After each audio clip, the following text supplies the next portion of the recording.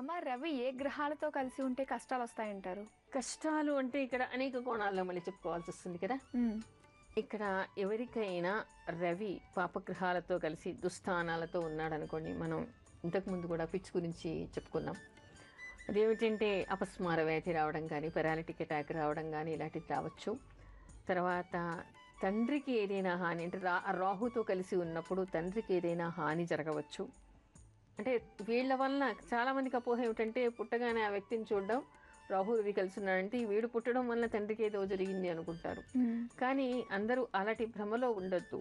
తండ్రి జాతకం ముందే ఉంటుంది కాబట్టి తండ్రి జాతకంలో కూడా తండ్రికి హాని కలిగేది ఉంటుంది. ఇది ఒక అర్థం లాంటిది మాత్రమే, అలాంటిది ఇక్కడ చూపిస్తుంది. అయితే తండ్రికి సంబంధించింది రాహు తర్వాత రవి కలిసి ఉండటం వల్ల తెలుస్తుంది. అయితే కష్టాలు అని కదా మీరు అన్నారు. రవి కుజుడు కలిసి ఉండటం వలన ఎక్కువ కఠినంగా ఉండటం వలన వచ్చేటువంటి శత్రుబాధలు పెరిగేటువంటి అవకాశం ఉంటుంది. రవి బుధ కుజ శనుడు కలిసి ఉండటం వలన, ఇంకా అక్కడ కేతు కానీ రాహు కానీ ఉంటే ఒక రకమైనటువంటి సైకిక్గా తయారయ్యేటువంటి అవకాశం కానీ ఉంటుంది. తర్వాత రాహుతో ఉన్నప్పుడు ఎక్కువగా రవి బలహీనుడై రాహుతో కలిసి కుజుడితో కలిసి పాపగ్రహాలతో కలిసి దుస్థానాల్లో కానీ పంచమంలో కానీ ఉండటం వలన ఎక్కువ భయంతో ఫోబియాతో మంచం పట్టేటువంటి అవకాశాలు కూడా ఉంటాయి. అంటే అవి తీవ్రతరమైనటువంటివి. తేలిగ్గా చెప్పుకోవాలి అంటే రవి కుజులు ఇద్దరు కూడా పంచమంలో కానీ పాపగ్రహ సంబంధం కలిగి లగ్నంలో కానీ ఉన్నప్పుడు, చంద్రుడితో కలిసి ఉన్నప్పుడు బీపీ లాంటివి కూడా వచ్చే అవకాశం ఉంటుంది. ఆ తర్వాత రవి బుధుడు ఇద్దరు కలిసి శనితో కలిసి మరికొన్ని స్థానాల్లో ఉండటం వలన మాట రాకపోవడం కానీ, నరాలకు సంబంధించినటువంటి వ్యాధులు కానీ వచ్చేటువంటి అవకాశం. రవి బుధ రాహువులు కలిసి పాపగ్రహాలు పాప స్థానాల్లో ఉండటం వల్ల చర్మ వ్యాధులు వచ్చేటువంటి అవకాశం కూడా ఉంటుంది. తర్వాత పంచమ స్థానంలో రవి పాపగ్రహాలతో కలిసి ఉండటం వలన గుండె జబ్బులు వచ్చేటువంటి అవకాశం ఉంటుంది. రవి ఉచ్చ స్థానాల్లో ఉండటం వలన కంటి జబ్బులు వచ్చేటువంటి అవకాశం ఉంటుంది. అంటే మేషంలో ఉచ్చ స్థానంలో ఉన్నా కూడా కంటి జబ్బు వచ్చేటువంటి అవకాశం ఉంటుంది. రవి సింహంలో ఉన్నా కూడా కొంతవరకు కంటి జబ్బు వచ్చేటువంటి అవకాశం ఉంటుంది. రవి తులలో నీచలో ఉన్నా కూడా కొన్ని రకాల కంటి జబ్బులు వచ్చేటువంటి అవకాశం ఉంటుంది. అయితే అందరూ నాకుంది కదా నాకు ఇదే వస్తుంది అని చెప్పేసి జనరల్ సూత్రంగా మాత్రం తీసుకోవద్దు. ఇక్కడ మనం ఇలాంటి అవకాశాలు ఉన్నాయని మాత్రమే చెప్పుకుంటున్నాం. వ్యక్తిగత జాతకాలు చూసినప్పుడు వాటిలో ఉండేటువంటి క్యాన్సిలేషన్స్ కూడా అనేకం ఉంటాయి. ఎందుకంటే ఒక కవల పిల్లలకి ఒకే రకంగా ఉండదు చూడండి. అదేవిధంగా ఇక్కడ ఉండేటువంటి కారణాలు కాంబినేషన్స్ మాత్రమే మనం చెప్పుకుంటున్నాం.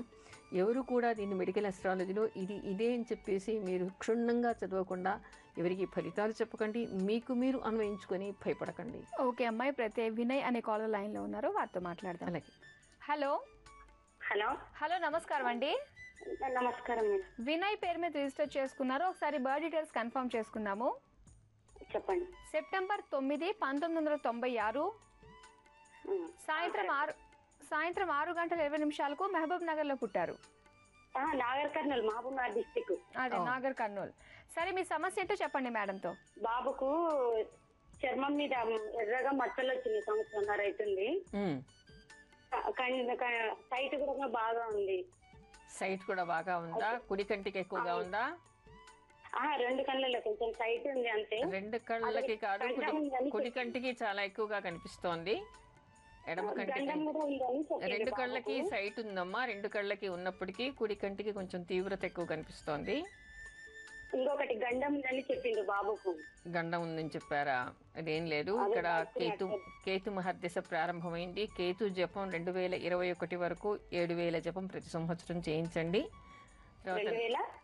2021 వరకు ప్రతి సంవత్సరం 7000 కేతు జపం చేయించడం, గణపతికి పూజ చేయటం, సంకటహర చతుర్థి రోజు ఉపవాసం ఉండటం, రోజు గణపతి దేవాలయానికి వెళ్ళటం, ఆ అబ్బాయి చేత ఓం గం గణపతయే నమః అనేటువంటి మంత్రజపం చేయించటం, అతని చేసుకోమని చెప్పడం, తర్వాత ప్రతి సంవత్సరం ఒక 10,000 మృత్యుంజయ జపం చేయటం, సాయంత్రం పూట ప్రదోష కాలంలో అబ్బాయి చేత శివుడిని తలుచుకుని చంద్రశేఖరాష్టకం చదువుకోమనండి.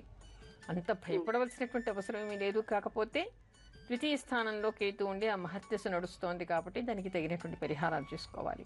చదువు గురించి అమ్మా, ఇంటర్ అయిపోయింది, ఇప్పుడు ఏది తీసుకుంటే బాగుంటది? ఇంటర్లో ఏం చదువుకున్నాడు? ఇంట్లో సబ్జెక్ట్ ఏమిటి? బైపీసీ తీసుకున్నాడు. బైపీసీ తీసుకుంటే ఇతను డాక్టర్ అయ్యేటువంటి అవకాశాలు అయితే ఇక్కడ కనిపించటం లేదు. పారామెడికల్ కోర్సెస్ కానీ అదర్ మెడికల్ కోర్సెస్ కానీ లేదా మీకు ఫార్మసీ కానీ అలాంటి వాటికి వెళ్ళొచ్చు. ఓకే, మరి విన్నారు కదండి. మరి మేడం చెప్పిన జాగ్రత్తలన్నీ కూడా చేసుకోండి, అంతా మంచి జరుగుతుంది. ఆల్ ది బెస్ట్ అండి. అమ్మ, అయితే రవి ఏ గ్రహాలతో కలిసి ఉంటే మంచి చేస్తాడంటారు? ఇప్పుడు దాకా కష్టాలు మాట్లాడుకున్నాం, ఇప్పుడు మంచి చేసేది మాట్లాడుకుందాం. ఏ గ్రహం అయినా మంచి స్థానాల్లో ఉన్నప్పుడు మంచిని ఇవ్వడం, చెడు స్థానాల్లో ఉన్నప్పుడు కొంత ఇబ్బంది పెట్టడం చేస్తాయి. జ్యోతిష్యం అనేటువంటిది ఒక సూచనప్రాయంగా మనం తెలుసుకోవడం కోసం, దానికి ముందుగానే పరిహారాలు చేసుకోవడం, మానసిక స్థైర్యాన్ని తెచ్చుకోవడం కోసం మాత్రమే మనం జాతక చక్రం చూడాలి తప్ప భయపడడం కోసం దీన్ని తెలుసుకునే అవసరం లేదు. అంతే కదా? అవును. ఇప్పుడు ఏదైనా చేస్తే తప్పనిసరిగా పరిహారం జరుగుతుంది అంటే దాని అర్థం ఏమిటి? ఓహో, పూర్వజన్మలో ఏదో దోషం చేసాం, దానికి సరి అయినటువంటి పరిహారం చేసుకోవడం వల్ల దీని నుంచి మనం బయటపడవచ్చు అనేటువంటి ధైర్యం ఇండైరెక్ట్గా అదే చెప్తోంది కదా. అందుకని ఎవరు కూడా రవి ఇక్కడ ఉంటే అలా జరుగుతుంది ఇలా జరుగుతుంది అని చెప్పేసి భయపడకండి. మంచి స్థానాల్లో ఉన్నా కూడా ఆహా నాకు పర్వాలేదు అనుకోకుండా మానవ ప్రయత్నం చేయకుండా కూడా మంచి జరగదు. జరగవలసిన స్థాయిలో జరగదు.